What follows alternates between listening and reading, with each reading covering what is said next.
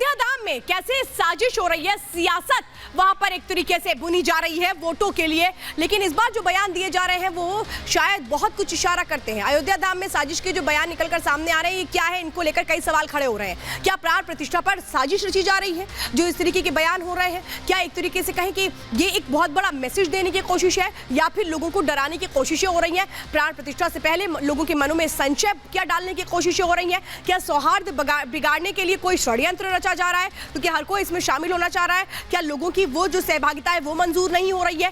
सियासी लाभ के लिए क्या लोगों को डराया जा रहा है? जो बयान निकलकर सामने आ रहे हैं क्या उसके मायने ये निकाले?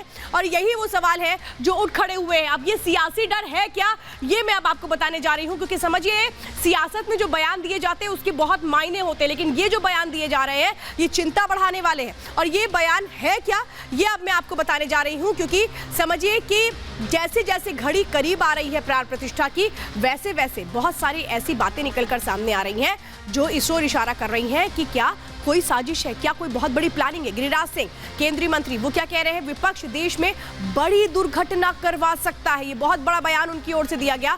बदरुद्दीन अजमल जो अध्यक्ष है AIUDF वो क्या कह रहे हैं, 20 से 26 जनवरी तक मुस्लिम रेल यात्रा से बचे। भाई क्यों, क्या हो रहा है? रेल यात्रा के जरिए तो आप जाएंगे अयोध्या तक। अब इसके बाद समझिए अजय यादव वो जो विधायक है RJD की वो क्या कह रहे हैं, बीजेपी अयोध्या में ब्लास्ट करा सकती है। बीजेपी बड़ा आयोजन कर रही है, सबको निमंत्रण दिया जा रहा है और ये लोग किस तरीके की बदजुबानी कर रहे हैं, ये तो एक तरह से भ्रम की राजनीति कर रहे हैं। लेकिन अयोध्या में किस तरीके से भ्रम की राजनीति के जरिए क्या लोगों के मनों में डर पैदा करने की कोशिशें की जा रही हैं, क्या कोई प्लानिंग की जा रही है, एक रिपोर्ट देखते हैं।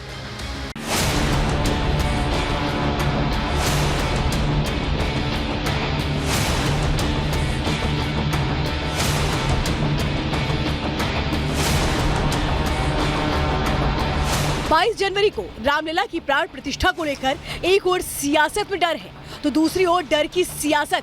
कोई आस्था के सैलाब से दहशत में है तो कोई दहशत से सैलाब रोकने की कोशिश में जुटा है।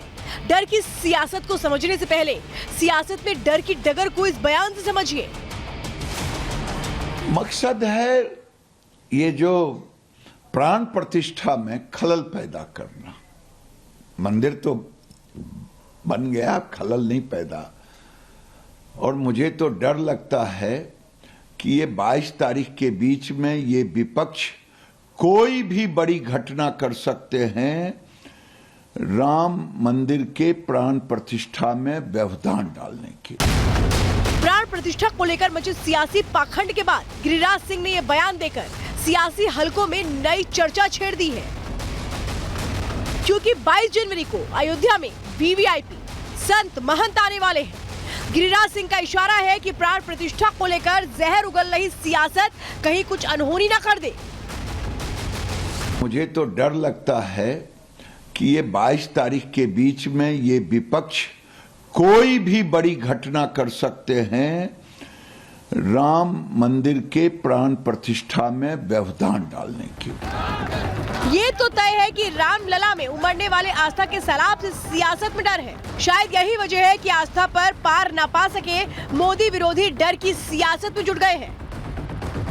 अयोध्या में जितना भीड़ जमा कर रहे हैं अपने ही लोग से कहीं ब्लास्ट करवा देंगे, बोलेंगे कि तो पाकिस्तान वाला आतंकवादी कर दिया। ये मुसलमान लोग का सब देन है, डर ये भी है। আরো একটা জিনিস সাবধান থাকবেন, যে যেখানে পারেন যতক্ষণ পারেন আমাদের মুসলমান ভাইরা 20 তারিখ থেকে নিয়ে 24-25 তারিখ পর্যন্ত কেউ যে ট্রেনে সফর করে পুরো ভারতবর্ষ এই যে রাম জন্মভূমির মুক্তি রাখা হয়েছে, বিজেপি আমাদের সবচেয়ে বড় শত্রু।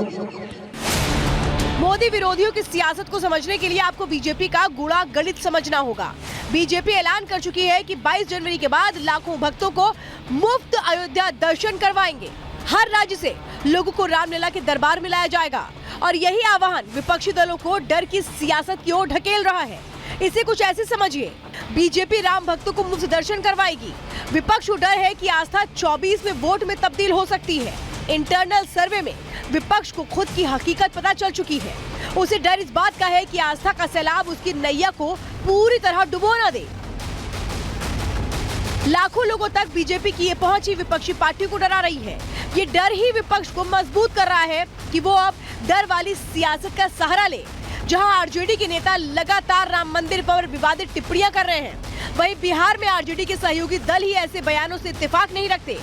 इस देश के अंदर में जो हमारी व्यवस्था है, जो हमारा राज्य के अंदर पुलिस बल है, वह सक्षम है और कम से कम भय का वातावरण नहीं बनाना चाहिए, लोगों में सद्भाव का वातावरण बनाना चाहिए। शायद यही वजह है कि मोदी विरोधी कभी ट्रेन में बैठने से लोगों को रोक रहे हैं तो कभी बम ब्लास्ट की धमकी दे रहे हैं। माना जा रहा है कि आस्था के सैलाब को डर से रोकने की कोशिश हो रही है। Bureau report, Republic Bharat.